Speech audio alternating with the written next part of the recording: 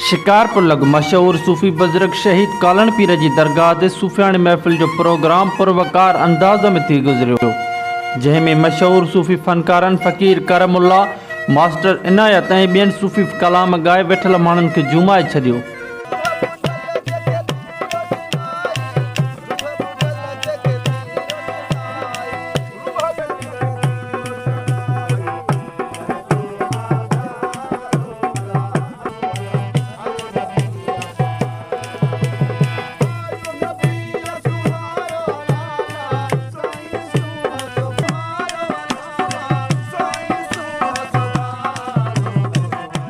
इन मौक़े ते दरगाह जे मुतवली फ़क़ीर मुराद अली चयो त सूफ़ी मंश इंसान मुहबत जो दर्स ॾेई मज़हबी नफ़रत खां पाक करण जो दर्स ॾींदा आहिनि, जीअं इंसाननि में इंसानियत अचे ऐं ग़लति कमनि खां पासो कनि। हुन वधीक ॿुधायो त हीअ दरगाह सदियुनि खां क़ाइमु आहे ऐं हिते परे परे खां पांधेड़ा पंहिंजूं मुरादूं खणी ईंदा आहिनि ऐं फैज़ पराए वेंदा आहिनि।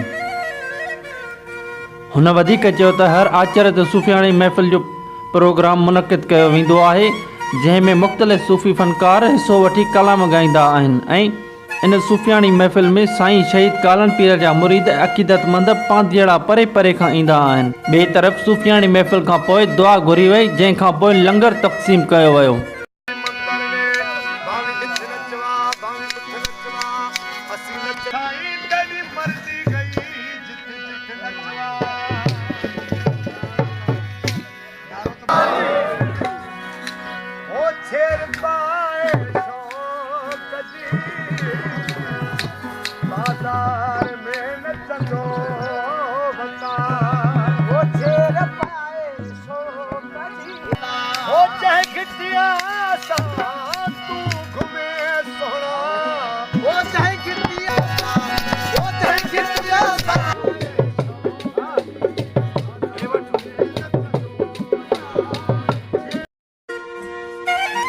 रिपोर्ट अब्दुल समी भुट्टो, सिटी न्यूज़, शिकारपुर।